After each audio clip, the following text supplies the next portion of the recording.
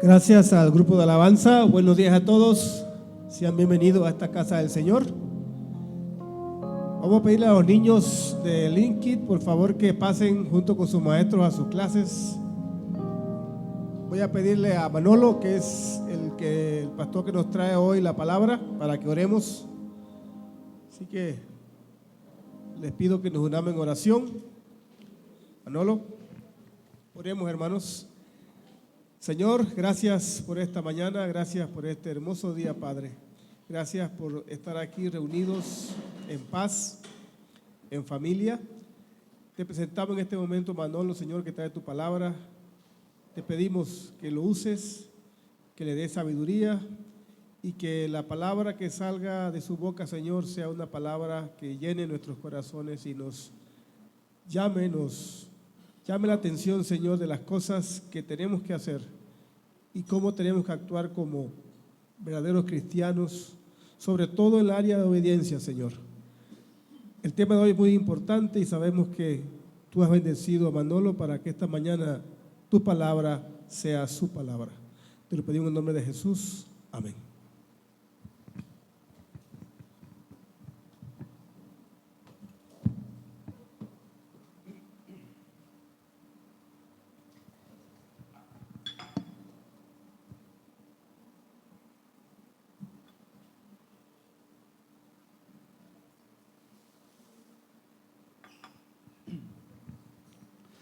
¿Me escuchan atrás?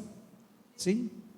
Muy bien. En primer lugar, agradecer al liderazgo por la oportunidad de poder compartir con ustedes este mensaje. Créanme que he orado fervientemente y le he pedido al Espíritu que pueda llevar un mensaje a su corazón. Y el tema que nos va a ocupar esta mañana es sobre una herramienta que es fundamental para nosotros los cristianos. Es la obediencia. Pero vean ustedes cómo la obediencia en esta época de posmodernidad para algunos es un término gastado. Un término pasado de moda. Inclusive para algunos está destinado para aquellos de espíritu débil. Se dice en el mundo secular que naciste para ser un triunfador, que el mundo está en tus manos, pero tienes que seguir los impulsos de tu corazón. Haz lo que te dicta tu corazón, cuando sabemos nosotros que es falso y engañoso. ¿Sí? Puedes alcanzar lo que quieras si te lo propones. El mundo no tiene límites para ti. Eso es lo que se dice y eso es lo que nos enseñan hoy en día. Sin embargo, para nosotros, la obediencia es la clave, es la llave que abre las puertas a las bendiciones que solo Dios puede concedernos. Y es normal. Si yo les preguntara a ustedes, levante la mano los que quieren ser perdedores, fracasados, nadie lo levanta. Todos queremos tener triunfos en la vida, logros en la vida. Queremos tener una mejor familia. Queremos que nuestros hijos alcancen probablemente lo que nosotros los padres no pudimos alcanzar. Luchamos por ellos. Queremos tener un mejor trabajo que nos permita mejores remuneraciones y poder alcanzar otros objetivos materiales. Si estoy iniciando un proyecto, quiero que ese proyecto sea fructífero. Y si ya lo tengo, que sea mejor. En fin, creo que hay un sinnúmero de bendiciones, pero esas bendiciones única y exclusivamente se pueden obtener a través de la voluntad de Dios. no es por mí, por mis fuerzas, es porque el Señor tiene deparados algo para ti, algo diferente. Pero todo empieza por un término muy sencillo: la obediencia. Todos decimos que amamos a Dios, todos los que estamos aquí y muchos que están afuera, decimos que amamos a Dios. Pero ¿quiénes son los que aman a Dios? Es la pregunta. Juan 14:21 dice que los que aman a Dios son los que guardan sus mandamientos, los que le obedecen. Esos son los que aman a Dios. No es únicamente una inspiración. Entonces, definamos cómo es el tema de la obediencia. Según la lengua castellana, obediencia es la acción de sujetarse a las órdenes del que está al mando. La acción de sujetarse a las leyes, la acción de sujetarse a las normas, la acción de someterse a los reglamentos. Así lo define. Pero para nosotros, los cristianos, tiene un concepto un poquito diferente. El concepto bíblico dice que es una virtud. ¿Qué tal? De entradita, es una virtud. La virtud de sujetarnos al que manda, al que tiene la autoridad. ¿Y quién es ese? Es Dios, única y exclusivamente. Entonces ahí de entradita vemos de que hay quien manda y nosotros que somos siervos, ¿qué nos queda? Sujetarnos. Pero eso no es una decisión innata. No es que cuando nacemos nos ponen la O de la obediencia en la frente. Esto es algo que lo aprendemos en el correr del tiempo. Y tenemos que utilizar instrumentos para poder desarrollar la obediencia. Porque vean ustedes, le dicen ustedes a un niño: no te subas allí, no te subas. ¿Y qué es lo que hace? Se sube. ¿Y cómo aprende? Cuando se cae. ¿Sí? No vayas para allá. ¿Para qué se lo dije? Eso es lo primero que hace. No es algo innato, es algo que aprendemos con el correr del tiempo. Pero hay herramientas para poder desarrollar la obediencia, y son la disciplina, la constancia y la motivación. 3 elementos fundamentales para poder desarrollar la obediencia. La disciplina, porque cuando yo ejerzo volitivamente la decisión de hacer algo, lo voy a hacer sistemáticamente hasta que lo convierta en parte de mi vida, en mi quehacer diario. Pero eso necesita constancia. No es hoy voy a ser disciplinado y mañana no. Me marcó rojo el semáforo, hoy tengo ganas de pararme porque marcó rojo, pero hoy no, porque ya voy tarde, ¿verdad? Porque no fui disciplinado de levantarme a la hora que me tenía que levantar. Entonces tengo que llegar antes de que me sancionen. Entonces me paso los semáforos en rojo. La constancia es todo el tiempo, constantemente, lo dice la palabra. Y tengo que tener también la motivación. Tengo que estar convencido de que lo debo de hacer. Y entonces, cuando nosotros juntamos esos elementos y los ponemos en el correr del tiempo, nos vamos a dar cuenta que las bendiciones están a la puerta. Es de tocar y abrir la puerta. Son numerosos los pasajes que hay en la Biblia que nos enseñan cuáles son los beneficios y cuáles son los efectos colaterales de no sujetarnos a la obediencia. Y les voy a invitar para que me acompañen a alguno de ellos. Veamos, por ejemplo, Santiago 4, versos 7 y 8. Veamos qué es lo que dice. Santiago dice: así que sométanse a Dios, resistan al diablo y él huirá de ustedes. Acérquense a Dios y él se acercará a ustedes. ¿Qué es lo que nos está diciendo este pasaje? Nos está diciendo que nosotros no podemos obedecer a distancia. Tenemos que acercarnos a él para que él se acerque a nosotros. Pero ¿saben qué? ese acercamiento única y exclusivamente se puede obtener a través de la obediencia. Eso es lo que encierra este mensaje. Veamos otro pasaje. Filipenses 2, del 5 al 11.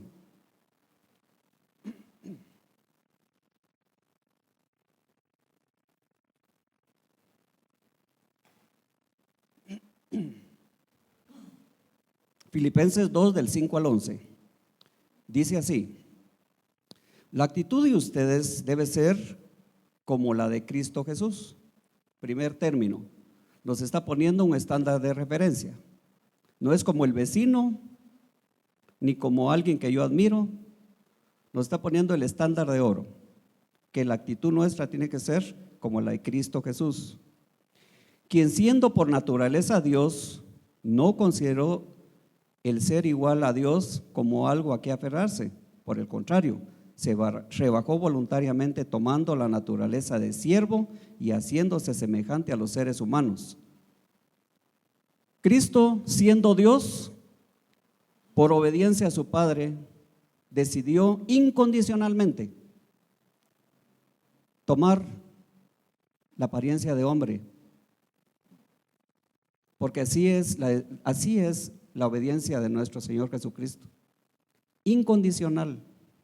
Aún sabiendo lo que le esperaba, no le importó y decidió venir a este mundo a cumplir una misión que le había encomendado su Padre. Y ya en condición de hombre, se hizo obediente hasta la muerte, y muerte de cruz. La muerte de cruz en aquel tiempo era el peor oprobio que podía haber, pero no le importó. ¿Sabe por qué? Por usted y por mí. Decidió sacrificarse para podernos dar la oportunidad de salvación. Pero aquí es donde vemos los beneficios de la obediencia. Dice la siguiente parte: por eso Dios lo exaltó hasta lo sumo y le otorgó un nombre que es sobre todo nombre, y que cuando se mencione ese nombre, cuando se diga ese nombre, sea reconocido en el cielo, en la tierra, por debajo de la tierra, y que confesemos que Jesucristo es el Señor. Qué pasaje más increíble. Miren, hermanos, nos está invitando a que tengamos ese mismo sentir que Jesucristo en el tema de la obediencia. No nos está invitando a que salgamos de aquí y vayamos a pedir a que nos crucifiquen para tener el mismo sentir que Él, para nada. El Señor nos está pidiendo algo muy sencillo. Nos está pidiendo que renunciemos al yo, que le pongamos un off, un apagado, modo de apagado a la carnita, y que afloren en nosotros los frutos del Espíritu Santo. Eso es lo que nos está pidiendo el Señor, que ese sea nuestro sentir. Miren Mateo 26, 36 al 42. Mateo 26, 36 al 42. Este es un pasaje que es la última parte prácticamente del ministerio de Jesús. Ahí en Getsemaní, orando intensamente en ese monte, acompañado de sus discípulos. ¿Pero qué estaban haciendo los discípulos? Ustedes, en lo que él estaba orando, sudando gotas de sangre intensamente. ¿Y qué estaban haciendo los discípulos? Durmiendo, echándose el cuaje, ¿va? El cuaje de las 9, 10 de la noche. Oren, porque es débil la carne. Oren. Se va. ¿Y qué hacen? Siguen durmiendo. Así somos. Pero vean ustedes esa actitud de entrega total, esa actitud de humillación a su Padre, esa actitud de obediencia. Cuando se acercaba el tiempo, le dice: Señor, Padre, si es posible que este trago amargo pase de mí, hazlo, pero que no sea mi voluntad, que sea la tuya, Padre. Sin palabras, no hay más que decir. Cuando realmente estamos indexados en la voluntad de nuestro Dios, tenemos que dejarnos guiar por el Señor. Y ese es nuestro papel, esa es nuestra tarea. Significa cederle el control de nuestras vidas a Él. Nadie puede conducir mejor tu vida que Él, mejor que cualquier experto. Él tiene control de tu vida y Él sabe cómo debe conducir. Acompáñeme con 1 Samuel 15:22.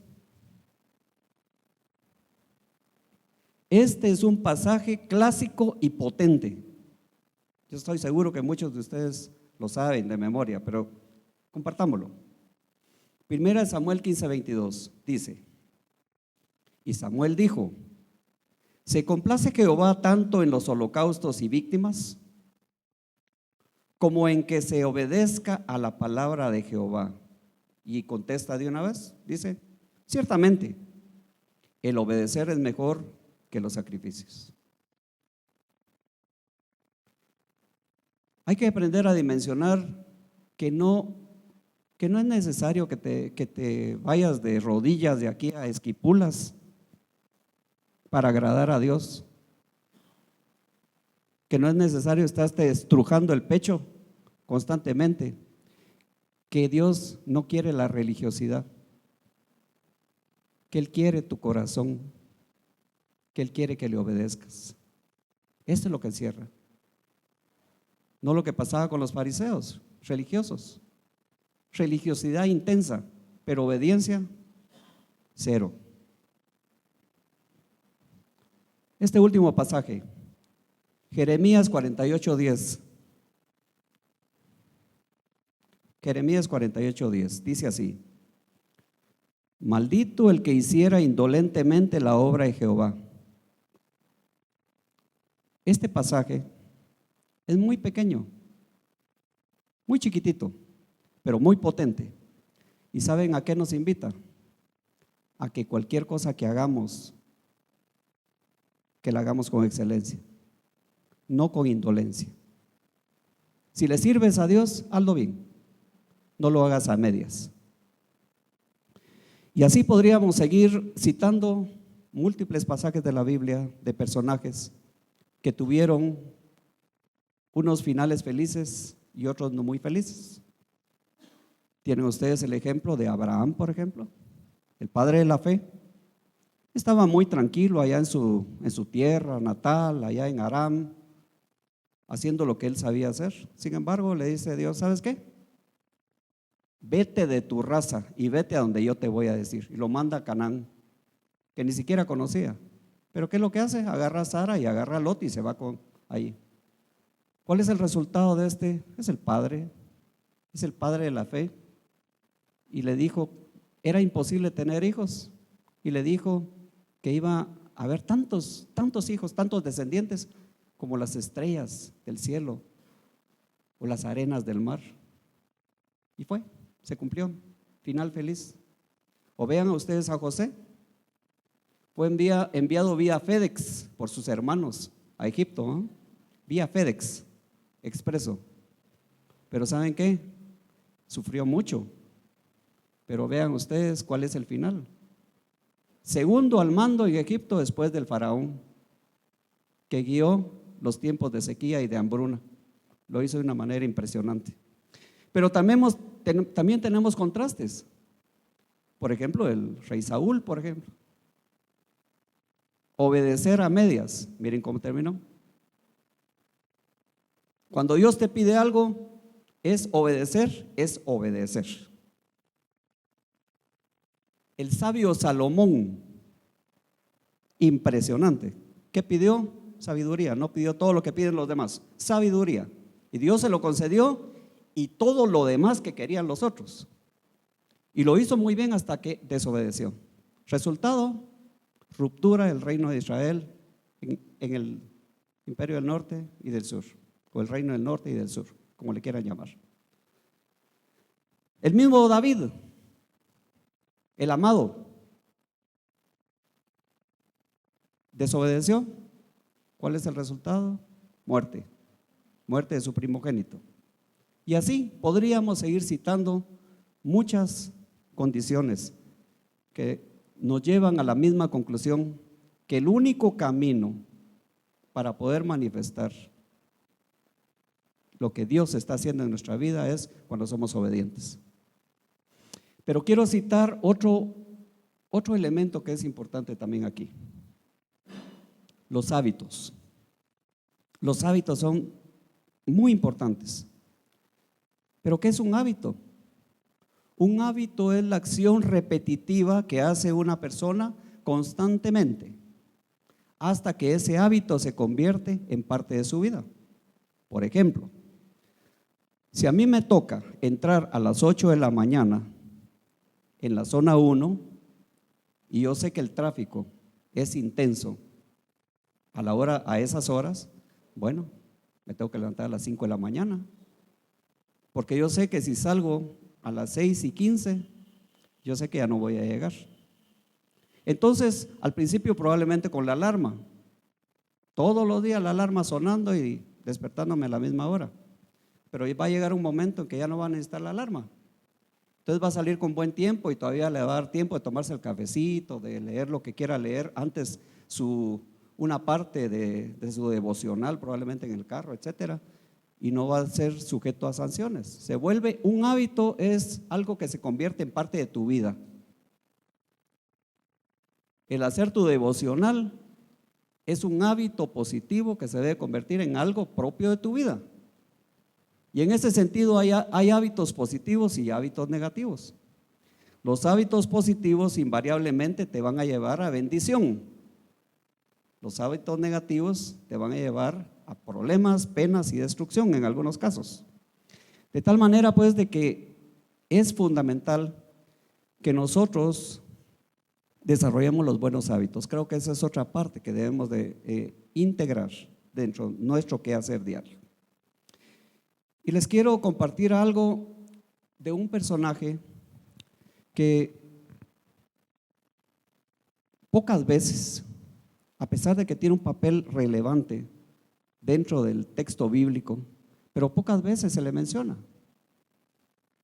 Fíjense ustedes que era un carpintero que fue elegido por Dios, ni más ni menos que para traer a su hijo y para criarlo. Me estoy refiriendo a José el carpintero. Tuvo que haber sido un hombre espectacular, increíble. Usted se imagina que Dios lo haya elegido para formar al Mesías en su función en la tierra. Y sin embargo, los invito a que mediten un instante. ¿Cuántas veces se menciona a José el carpintero como un personaje de referencia? Muy pocas o ninguna. ¿Saben por qué? Porque cuando se compara con otros personajes de la Biblia, queda muy cortito. O ya no se diga, en los mismos evangelios es eclipsado por María. Y sin embargo, a él se le encomendó la tarea de formar ni más ni menos que al Mesías.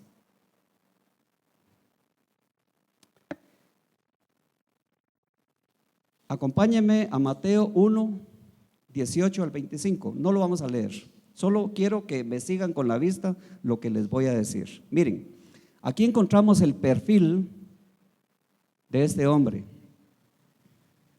¿Estamos? ¿Sí? Bueno, miren, ¿qué dice Mateo 1, 19? ¿Cuál es la primera característica de José? Dice que era un hombre justo, es decir, se guía por la justicia. En el mismo 19 dice, era un hombre honorable, no quiso exponer a María a la vergüenza pública. Era un hombre temeroso de Dios. Y en el 24 dice que era ¿qué? ¿Qué era? obediente. Era obediente. Entonces, aquí hay que resaltar, como estamos hablando de la obediencia, voy a dedicarme a hablar de la obediencia de este hombre. No voy a hablar de las demás características. Pero miren, varones que están en este momento aquí, ¿qué tal? No importa que haya sido en el pasado o que sea en el presente o en el futuro. Pónganse a pensar en esta condición. Usted novio, como decía el general Ríos, usted novio, usted novia. Lógicamente, de acuerdo a cómo debe ser un noviazgo, sin ningún tipo de interacción sexual, hasta el momento del matrimonio. Pero ¿qué tal ustedes llegan a la sala con la novia y le dice la novia, cariño, estoy embarazada? ¿Cómo así? Sí, estoy embarazada. ¿Pero cómo puedes estar embarazada? Bueno, obra del Espíritu Santo. ¿Qué tal? ¿Qué piensan? No es fácil, ¿verdad? En estos tiempos diría, hagamos una prueba de paternidad. Pidamos que nos hagan esa prueba. Pero no. Dice el texto bíblico que José, a través de un sueño, se le dijo lo que tenía que hacer. ¿Y pidió prueba de paternidad? No. ¿Qué fue lo que dijo? Amén. Amén. Si tú lo dices, amén. ¿Y saben por qué? Porque hay una sentencia muy grande que dice que la obediencia aplasta la duda. Repitámoslo. La obediencia aplasta la duda. Y así es. Ese es José.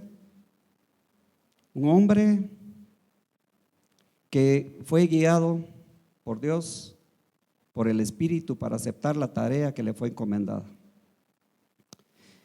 Y cuando se practica la obediencia, tenemos 3 elementos que son resultantes de esa obediencia: privilegios, responsabilidades y cambios. Cuando nos hablan de privilegios, todos queremos el privilegio, todos. Pero ¿qué tal cuando nos hablan de responsabilidades? Menos, levantamos menos la mano. Y si nos piden que tenemos que hacer cambios radicales en nuestra vida, menos todavía. Yo quiero predicar, Señor, quiero ser misionero, quiero llevar tu evangelio. Y le dice, ¿sabes qué? Quiero que te vayas al Congo. Ahí no, Señor, porque ahí hay ébola. Quiero ir a donde yo quiero. Eso no es obediencia. Pero vean ustedes que analicemos qué fue lo que tuvo que hacer este hombre, porque me estoy refiriendo a él y vamos a desarrollar todo esto. ¿Qué fue lo que tuvo que hacer este hombre cuando tomó el papel que le encomendó, el rol que le encomendó Dios? Tuvo que hacer cambios. Vean ustedes los primeros cambios: cambio de situación geográfica, mudarse del lugar, salir de su comodidad. Allá estaba él con María, ya desposada con él, en el 9º mes del embarazo. Probablemente ya le habían dado hasta fecha de parto, que antes de los siguientes 30 días iba a ser el parto. Pero de pronto sale un edicto que dicen que tenían que ir a hacer un censo. Y se van de Galilea a Judea, a Belén. Y entonces el hombre obedece, él y su familia, y se van como estaba establecido. Pero ¿qué pasa después del nacimiento? Cuando llegan los sabios de Oriente y le dicen a Herodes del nacimiento del Mesías. Entonces, ¿qué pasa? Herodes manda a sacrificar a todos los primogénitos que habían nacido más o menos en ese tiempo. Entonces, ¿qué hace él? Agarra a su esposa, agarra a su hijo y se van ¿a dónde?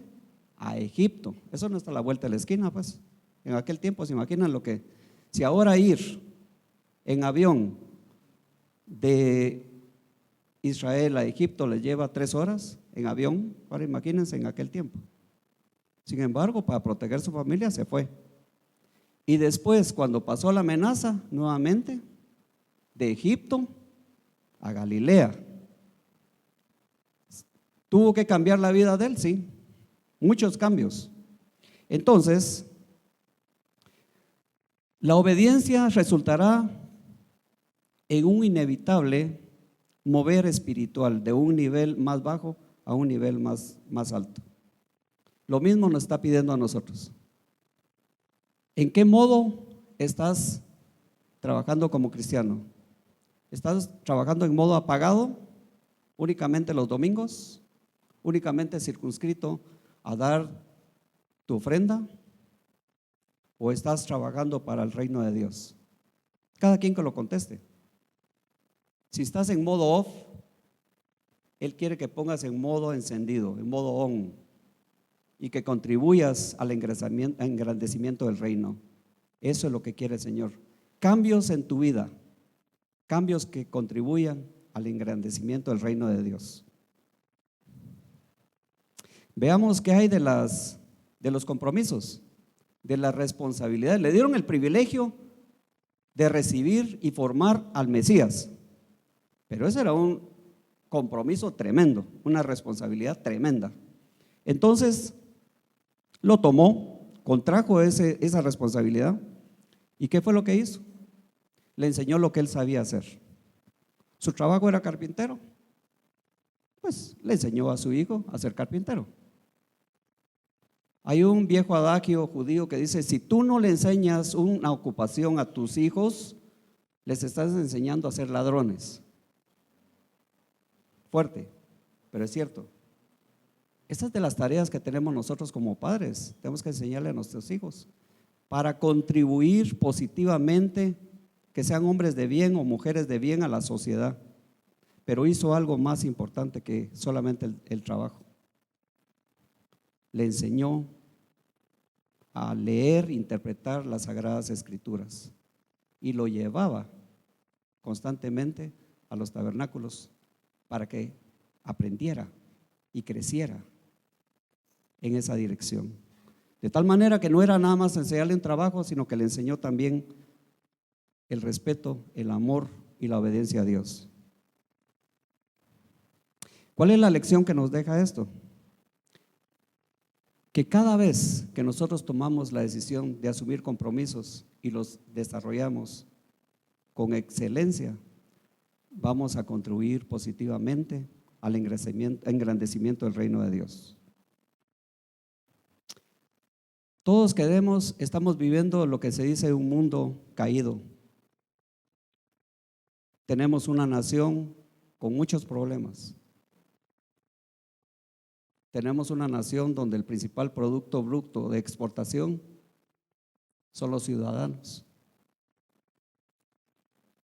Un país que a través de la exportación de los ciudadanos recibimos remesas para poder mantener la condición económica de la mayoría.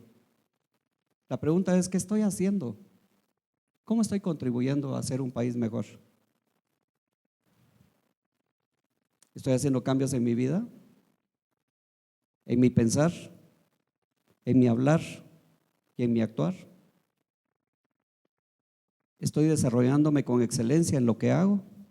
Eso es hacer país. Eso es hacer patria. Hacerlo bien. Porque eso es lo que me está demandando Dios.